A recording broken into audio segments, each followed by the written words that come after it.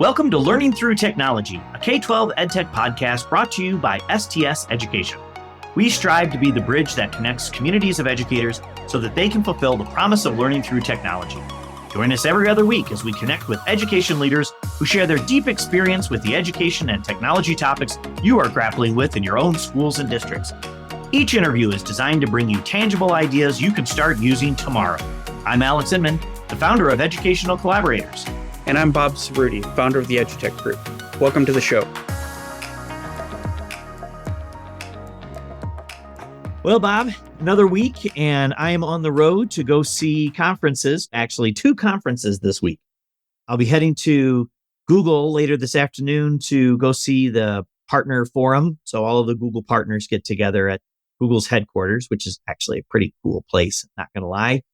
And then after that, I'm flying right to St. Louis for the National Association of Independent School Conferences, the bunch of heads of school and administrators and leaders from independent schools across the country. So did my invite get lost for going to Google? I'm just curious here, Alex. You know, you're off to these conferences and leaving me home alone like Cinderella. Well, Bob, I know that you guys do a lot with Google, but you got to be a formal partner and membership has its privileges.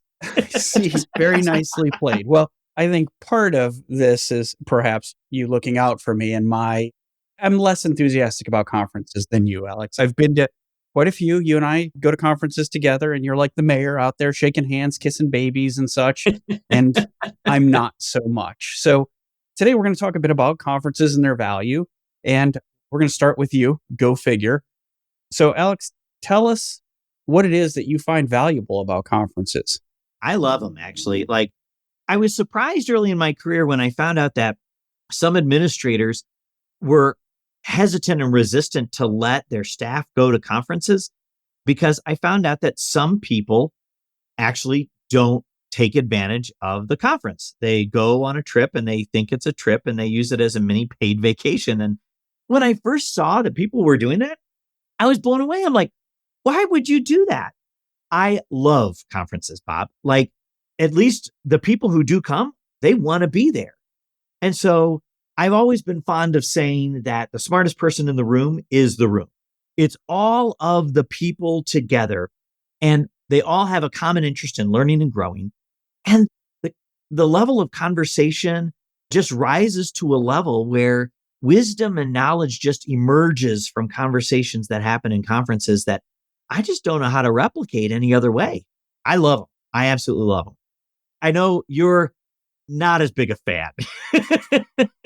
Let's not say I'm not a fan of conferences. Let's say I'm a bit more skeptical than you. So your perfect world there sounds great. But you and I have been to lots of conferences, at least I have, where conferences are costly not just in money, but time, sending your people to them, the travel, the toll it takes because their work's not getting done. So it needs to be of real value. And I have found that conferences aren't always of that real value.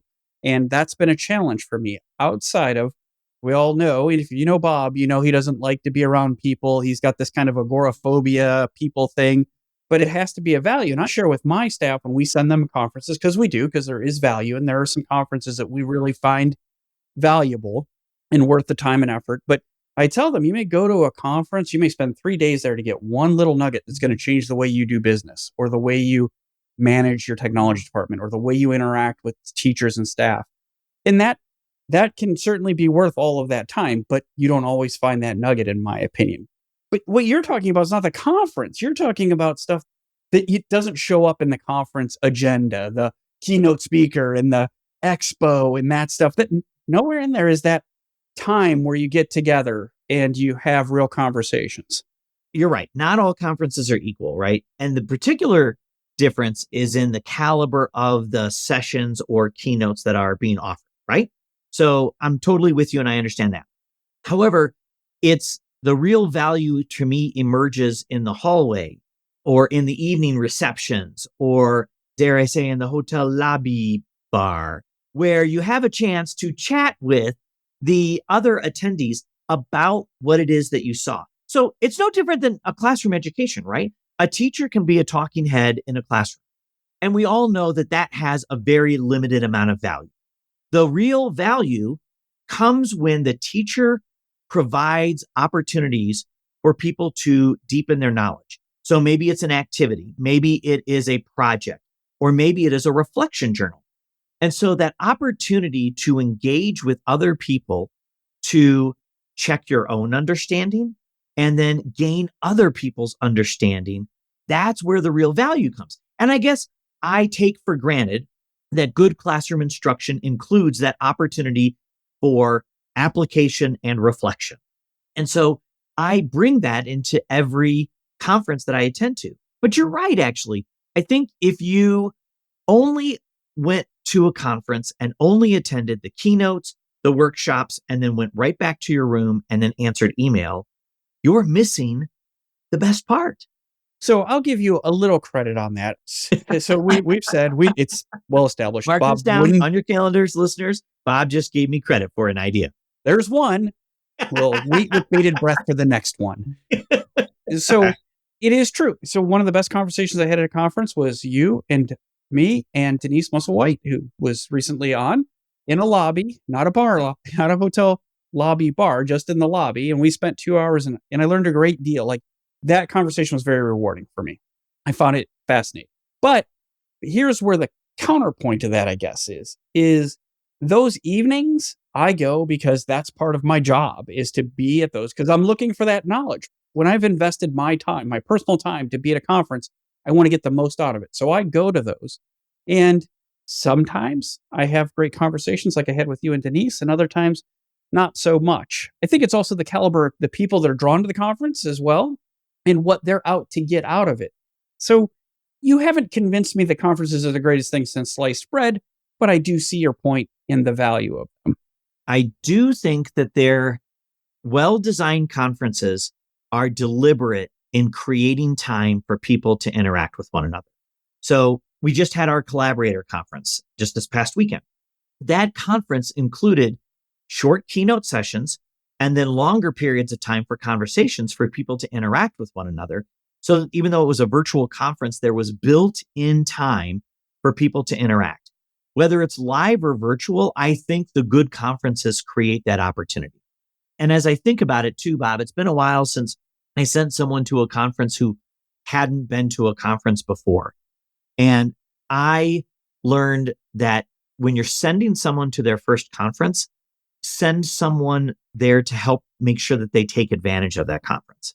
So just like if you're giving somebody a new task in work, you coach them. If you're sending somebody to a conference, I think the same is true. Find a way to help them understand how to navigate that conference and get the most out of it. Alex, you bring up a good point about sending like a coach, a conference coach along, because my first conferences I went as a tech director. I had no experience in educational technology. I came in as an engineer, and I looked at the agenda and I saw these sessions and this expo and who was in it. And I would make a list as an engineer, right? I'd go down and be like, I've got to stop at this vendor. I got to stop at this vendor. I got to stop at this vendor. And then I want to see this session. And I want to see this session. And, I'm less than the most social person, certainly when compared to you. So it's been 20 years, but I probably did spend those evenings in a hotel room or having dinner with somebody that I knew already that was at the conference. And yeah, so I've probably missed out on that, because I know when I go to conferences with you, you drag me out to those social events, which, as I said, led to conversations like we had with Denise that are very valuable. So I'm a social guy, right? So I love being out, right? Yeah, I know. That's Big my strides. shock look. So I don't think I realized how much people struggle with getting that kind of value out of conferences until I sent someone and heard their experience. And it was not at all what I anticipated their experience being. And so I think that when you're going to a conference, having somebody, like you said, kind of drag you out, somebody who is connected to the community, help connect you to the community. And also, you mentioned see a few vendors. That's another amazing place to learn, is beyond the sessions, go to the vendor booths and don't just walk by them. Actually engage and find out what they're doing and why they're doing it. It may actually be a terrible solution for your school or district. That's okay. You still learn why it's a bad solution.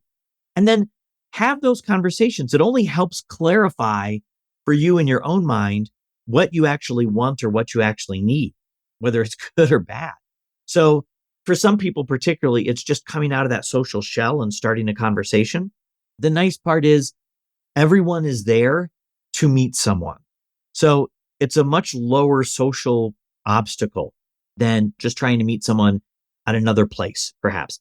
And you can always rely on work to talk about. You don't have to feel like you have to be the most interesting person in the world. You can just talk about work with anyone who's there and get some real value out of All right, you've convinced me. I'll let you drag me out at the next conference. it. I don't know if you're intending to go to the Spring Q conference, which is coming up in the middle of March, but that conference is a model when it comes to creating deliberate opportunities for people to socially engage with one another, because they know that that social engagement is how you create the connections so that those valuable conversations can occur. And you and I, very recently, had a chance to talk to Christine Feenstra, the executive director of Q, who sort of oversees that Q Spring Conference in Palm Springs, which there are worse places in the world to go for a conference than Palm Springs. And we had a chance to chat with her a couple weeks ago. That was at a conference of our own doing. That's true. That was a conference that I enjoyed. And it was at Universal Studios. Like, we recorded live at Universal Studios. Like, how freaking awesome is that? Like, we're That big doesn't time, suck. man. We're big time. Yeah, no, that was great. We had a live studio audience at our own conference, Studio of Learning Conference in Universal Studios, and had a chance to meet with Christine. What do you say we get into that interview? All right. Hi, everyone. Thank you for joining us on the show today. Today's a little bit different, a little special. We are doing this recorded in front of a live studio audience at the STS Education Studio of Learning event. And you may hear a little bit of background noise from our audience as we are recording this, but I think we're going to have a pretty fun show. So today we are joined by Christine Feenstra. Christine stands at the forefront of education technology as the executive director of Q, Computer Using Educators, where she spearheads initiatives aimed at integrating cutting-edge technology into the educational landscape. Her journey in this field is marked by a profound commitment to enhancing learning experiences and teacher professional development. With her leadership, Q has become a beacon for educators seeking to harness the power of technology for students advancing in California and beyond. Before her tenure at Q, Christine's career spanned various influential roles across a variety of sectors. This diverse background has enriched her understanding of how technology can be effectively woven into the educational fabric. Christine's journey from sectors outside of EdTech to a role focused solely on educational technology offers a wealth of insights, making her a valuable voice in discussions about the future of EdTech in schools. Christine, welcome to the show. Thank you so much. What an introduction. I really appreciate that. Oh, we're so glad to have you. So, Christine, Q is a very popular organization in California, but we have listeners outside of California, such as Bob's daughter, who accounts for 50% of our listeners outside of the company in Ohio. And so for her and the other few listeners outside of California that listen to our podcast, tell us what Q is and how does it work with schools and districts? Yeah. So Q is a nonprofit member-based association. It was started in the late 70s by, no, before I was born, I'd like to add, by a group of educators who were using these crazy new things called computers. And as their use increased and they saw the opportunities to utilize computers in the education space, so did the need for a community of people who would help with mentorship, with professional development, networking, and thus Q was born. So we started as computer using educators, as I mentioned, in the late 70s, and we have evolved quite a bit over time because computers are ubiquitous. Right. Every I educator was going to is a say almost computer every using teacher is a educator, computer using right? educator now, right? And so our role has transitioned over time. We've had a number of transitions. And right now, I would say that Q is an organization that supports educators who are really committed to not just traditional learning, but 21st century learning and to using education technology in very intentional ways, not just to use edtech for edtech, to use it in a way that helps enhance equity, bridges gaps with student learning, and that allows teachers to get inspired and innovate. That's awesome. So I've been in this industry for a long time, and I've known of Q, even though I was not a California educator. I've known of Q for almost all of my career. I had no idea it was started so long ago. We're moving into our 46th year right now. That's incredible. Mhm. And again, as a new leader of the organization, it is a little difficult to say Q and not explain the full story, right? Because the evolution of the organization is very distinct. So no Yeah. longer just computer using educators, but rather an organization that supports all educators in their efforts to integrate technology into teaching. Yeah. So I have a question for Alex before you, Christine. My question for Alex is, you were in your mid-30s or so then when Q was founded? So, Christine, it's a time of transition at Q. You've been there just a few months, a handful of months, and you and I have something in common that a lot of people don't know is I started my career outside of education, as did you. So when I started in education, it was all new to me. Like the only thing I had to do at school was, well, I occasionally attended, occasionally being the key word there, but that was my idea of He's not school. telling you it's because the teachers didn't want him there. Well, mutual consent, we'll say. Mutual consent. Much like some of the meetings I'm forced to attend. So, Christine, now that you're at Q and you've been there for a few months and you've spent half of your career, a good portion of your career outside, what is it that has struck you about Q? What brought you to Q? What made you decide to make that transition? Yeah. Well, I'd like to be very clear. I'm on month 4. It feels like month 12, but it's month 4. You'll And find in education it goes very yeah. fast. And while I am not an educator, I'm not a teacher, I do have some experience working in the education landscape. So I spent just under 5 years as the director of member learning at Head Start California. Head Start California is a organization in California that supports Head Start programs through advocacy, professional development, and networking. And it's a very unique organization because while they're federally funded programs, they're locally implemented and they're often co-located with a state preschool. So I'm aware of the players, but not necessarily the game. What drew me to Q, honestly, was the very rich history and the potential. Our organization has ebbed and flowed over the years, like many nonprofits that have been around this long. But the one thing that struck out to me is that the people that are part of Q, the volunteers, the leadership, the staff, are all deeply committed to this work.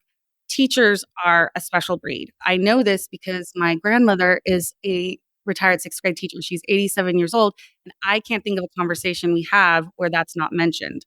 So I've always been told how important a teacher is in a child's life. But these are teachers that are taking it to the next level. They're seeking out new, innovative ways to come back very intentionally and expand their impact. So right off the bat, sold me. These are people that I want to work in support of, and it's a privilege and an honor, honestly. We offer professional learning. We offer mentorship. We convene people. The secret sauce with Q is the community. Community. We're going to have to come up with something like that for I ourselves. know. We're going to have some sort of I say it podcast as or often something, as right? truly, it's the truth. Yeah. And we are not just Q, but we have 25 or so affiliate members. And so those are local organizations that are really boots on the ground in the area because as we know, the educational landscape is very different up at the tip of California as it is in, say, LA County. And that's where our affiliates come in. So they're working at the local level to provide those opportunities for convening, for mentorship, for networking, and for professional learning. Q, we're the perfect partner for that. And I think nonprofit associations in general, this is where their strength is. Yeah. That's awesome. So Q hosts your marquee event here shortly, March 21st to the 23rd in Palm Springs. I hope my invite is in the mail. Tell us a bit about the conference. This is where you bring your community together. Oh, I know, fantastic. nailed it. Oh, yeah, nailed it. So tell us a bit about that. I am always quick to remind people that Q is more than our spring event. As you said, it's our marquee event. We're really known for it. It's the largest ed tech conference on the West Coast. Each year, we descend upon the town of Palm Springs and really take it over. Wow. We're That's big. seeing at about 4,500 people right now. These educators come from across the country. Our membership consists of California, Nevada, and Southern Oregon, but attendees for the spring conference, actually, we have international attendees. So what you can expect at this conference is nothing short of amazing, in my opinion. I say that as someone that has not attended, but I've spent the first 4 months looking at the footage, the old programming, and really speaking to people about their experiences at the spring event. So it's close to 300 workshops, multiple keynotes, different activations, an esports tournament, esports lounge, and then again, the community. So our affiliates host meetups. And this is where I think, again, a member based association really is key in advancing one's career. I experienced this myself. People come together and there's that peer to peer learning that occurs. The learning that occurs as you're walking to the next session is often more important than the learning that occurs in the sessions. And I hear about this all the time. I learned at Spring Q, something, something. And then they're taking that learning and they're bringing it back to their schools and they're implementing. Yeah, I've been to several spring Qs. That is the thing that stands out to me is I've been to a lot of smaller conferences where they have that sense of community. Union. Nope, where they have the sense of Oh, community. When he looks like that, he's trying to I be see what you're clever. doing there. You'll have to excuse him. And oftentimes those are conferences that have like 500 or fewer people, right? Where they really are smaller, tighter organizations. And you experience what you just described, where perhaps some of the greatest value that you bring from the conference is not from the keynote or the session, but actually what happens in between, right? Mhm. And then you go to huge conferences like ISTE, right? And you're kind of lost in a sea of people, Mhm. but there's some amazing sessions and amazing people and a vendor hall that is just like 5 football fields large and stuff. And so you can just swim in a sea of opportunity to learn and grow. Spring Q is like the best of both of those brought together, right? It's large, but you don't feel lost. And it has a sense of community. Now I see that you only get at that conference. It's the only one that I've gotten at that conference of that size. And I don't know the magic that you guys spin to make that happen, where you get the best of a small conference and the best of a big conference all together into one. But that is what happens in Palm Springs. And people told me that before I went for years. And I was like, whatever. And it's Palm Springs. And I'm like, I'm not dropping the coin to go to Palm Springs. That feels a little expensive. And then I finally went and I saw exactly what they were saying. And there's no such thing as too much of an expense to get to that conference because the value so vastly outweighs the cost. It's really incredible. I agree with that wholeheartedly. Again, I say this as someone that hasn't physically attended, but is studying this. I can tell you how this is achieved. It's deliberate and it's intentional. Okay. It's not just throwing up a bunch of workshops and some general Now, you know sessions. this is recorded, so you're sharing your secret sauce with everyone out there, all 11 listeners. Can be replicated, Alex. Oh, fair. All right. So how do you do this? The secret sauce is our membership. It's the community. It's the affiliates. They come together intentionally. They host their own regional meetup.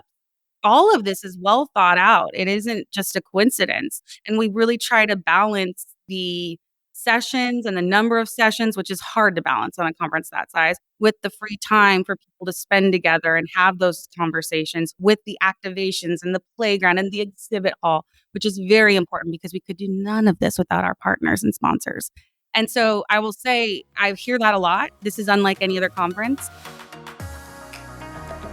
ViewSonic is your go-to for engaging students, fostering collaboration, and elevating learning outcomes. Offering a broad array of future-ready visual solutions, training, and tools that adapt to your school's changing needs, ViewSonic is more than a brand. It's your educational edge. Explore the possibilities today at www.viewsonic.com/edu and witness how innovation meets expertise in the world of education technology. Tell our listeners what a Q Boom is. Yeah, I'm really glad you asked about this because it is unique. So a Q Boom is an activation that we put together wherein we ask our members to submit on a topic and we call them their 3-minute mic drops, right? So it's a topic they're passionate about. And it really allows members and event attendees who have maybe not spoken professionally, they're not at that level, but they're interested. And so it gives them this opportunity to experience on a larger scale. The fall event a very small event compared to our spring event, a baby event. We did it on a stage for the first time, and it was so well received. At the end of each, again, it's a topic someone's passionate about, and they put a little presentation, 3 minutes, and then at the very end, everybody goes boom, and it's really energetic. So this year at Spring Q, we're doing it on the keynote stage with Oh, an nice. LED wall behind us. And we're Wow.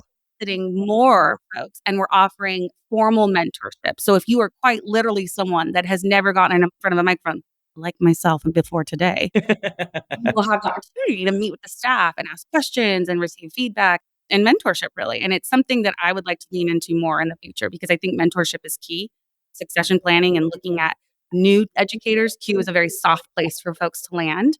And it's a priority of mine that everybody feel included and that they have the opportunities to participate. And this is a great first chance to do that. That it's something else. It's really amazing. Christine, you said that it's 3 minutes that they're on stage. Huh, Alex. Just saying. I would like to invite you to apply. Right.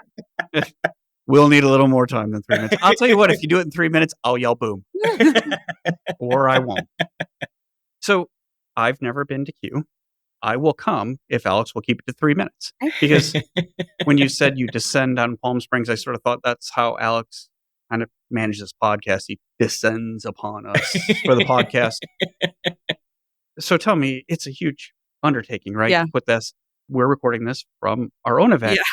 We have an incredible group of volunteers, a planning committee, volunteers that work on site. We have incredible partners that help support this, leadership that helps support this. But I'm excited. And I'm really excited this year because the enthusiasm I feel on the staff, again, like we came out of COVID, a little shaky, resources were tightened, but we're back to the older version of Spring Q. And we have some really exciting things planned. What does that mean? The older version and Yeah. what can you share about Yeah. the exciting things? Well, okay. So what I've been told is that at Spring Q, especially in our keynotes, it was an experience, right? Like the latest and greatest in technology was on display. And at one point there were shark drones, I believe, and balloons that were caught in the ceiling that we were fined Sharks with for. laser beams on their head, No, perhaps? no. I got you in Austin Powers over there. We had to work in the pop reference. I got it. We had to get one in. We haven't Well, gotten any pop references in this episode. But we really tried to look at our keynotes in particular very intentionally and plan for an experience that people would leave with inspiration and excitement. And so one of those is going to be a virtual field trip with California State Department of Parks. So when I started with Q, I was a little confused about this relationship. It wasn't inherent to me why Q, an ed tech organization, would partner and support parks. But the truth of the matter is, California State Department of Parks has been innovative with education technology before anyone else I can think of, which is not something you look to the state for normally. And Right. so Q has a long-term partnership and grant support where we help them implement their PORTS program. It's Parks Online Resources Teachers Students. And there's a sub-program in there called Passports, and it's blended learning where Title I schools are allowed to apply for funding where they take part in a virtual learning experience about the park and the culture and the history. And then they receive transportation funds to go and visit the park and have a guide. And then they come back and do some reflection work. And we're really going to highlight that again as one of our keynotes. We are going to take virtual field trips to different state parks and show that this is available to y'all. This is available to teachers should they choose to participate, and how this is an example of teaching differently. I'm just kind of interested in this because we do a lot of support with like one of our partners, Lenovo, on the VR classrooms, right? Mhm. So do you integrate virtual reality into these as well? I can't reveal too much. I know. It's a secret.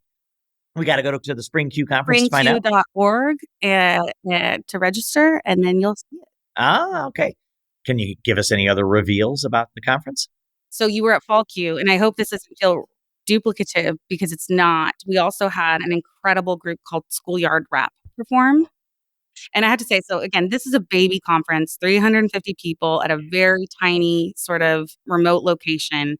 And this incredible artist, Rio B, came in and demonstrated what his group does, which is they use rap and music and performance to share histories about people of color, minorities, And it was so impactful. I mean, again, I was very new, but I'm looking around and people are in tears, people are moving. He had us up all You were dancing. up, dancing, The and energy was insane.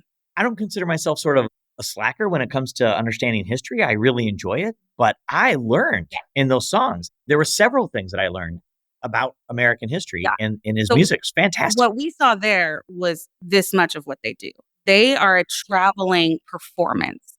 It includes, I think it's like 20 something performers. So we are going to experience the full show at Spring Q with Wow. GOB and Schoolyard Rap. And I'm very excited about that as well. Okay. I'm really excited about the conference. I got my invite, Bob. I'm going. You have your people call my people. It's time for Alex and I's friendly wager, and we're going to find out if you've actually been listening to our podcast. Okay, here we go. This is our last question, and I shall ask it. I'm on a streak right now. I've won 2 in a row. So, would you tell us who was your favorite teacher or teacher that most influenced you? Miss Venetia, 6th grade. Okay, just so you know, Boom! I know, no, you don't win. I prepped her. Yes, but I knew the second he said it. I will be a You owe friend me a with boom, Alex. Boom. That's I right. knew 3 in a row. when he showed me that question because it was so impactful. So tell us. Yeah. So in 6th grade, my family, we moved from Sacramento, which was like a city environment, up to a rural environment. We moved into El Dorado County, which is, you all are from here, but it's about 30, 40 minutes in between Sacramento and Lake Tahoe. It's a little tiny town that you stop, you would maybe blink and you miss it. Now it's much bigger, but at the time, 5 or so years ago when I was in 6th grade. And I struggled with the adjustment. I struggled with making friends. I think that the social, emotional part of moving schools at that kind of tricky age for a young girl that was already not all that confident, it really impacted me. And this teacher, I don't know the details. I probably should have called my mom and asked her because she would know. She instilled confidence in me. She told me I could. She identified when I was struggling and pulled me aside. I could get weepy right now talking about it because it changed the trajectory of probably my friendships and just the way that I interacted with school. I was really struggling and she saw that and I will never forget her. That's awesome. And now you're the executive director of an organization that supports Wild. educators. Oh, Wild. I just think it's beautiful. I think it's fantastic. So, And it's also good that I win. I have a similar story. I knew right away, even though I wasn't a great student. So I knew as well. I wasn't a great student either, FYI. I was struggling socially, emotionally. I was and outstanding. academically. Alex, anybody who's listening to this knows you sat at the front of the room with your hand up, knowing the answer to every question. In case you wondered where I was in the back of the room making fun of you. Well, I have shared with folks that when my older sister would come through school, she was perfect. And so they're like, oh, you're Teresa's brother. And then my younger brother would come through and they're like, oh, you're Alex's brother. So, yeah. Yeah, I think my sister had the inverse of that. They would be like, oh, you're Teresa's sister. But my sister was an angel. So, So the other thing that we ask people at the end of the show to share is, are there any resources that you want our audience to hear? And we're going to also put these into the show notes as well, but here live, tell us. So in full transparency, as I keep saying, we are in a state of transition. Our website is in a state of transition, but we have no shortage of content and ideas. And so in the next few months, you're going to see that change. I will say still visit q.org. And what you will learn is not just about what it means to be a Q member, but how you can participate in one of our affiliates. And that, I think, as we move in this post-COVID world, affiliates are in person. Their in-person connection beyond waiting once a year for our spring event. And so learning more about the opportunities to participate at the affiliate level, I think is really important. When you join Q, our membership dues are $40.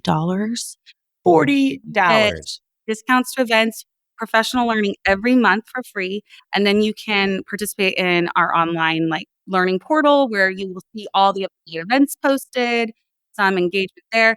All of this will enhance in the next year. But yeah, I would suggest going to springq.org for the conference, very important, and q.org to learn more about how you can get involved with Q at the local level through one of our affiliates. That's awesome. Do you have affiliates outside of California? We do. So our membership consists of California, which is the largest, and then Nevada and Southern Oregon.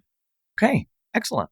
And if you are outside of those areas, can you still join Q as a member? Yeah, absolutely. Okay. We encourage participation And for any educator that is interested in learning how they can connect with other like-minded educators to use technology intentionally in the classroom. Great. Well, I mean, the work that you guys do, the resources and support that you provide is practically unparalleled. And so I would encourage educators, if you have not already done so, take a look at their site, attend the conferences, meet the community, and learn from one another, because the community really is a wonderful community.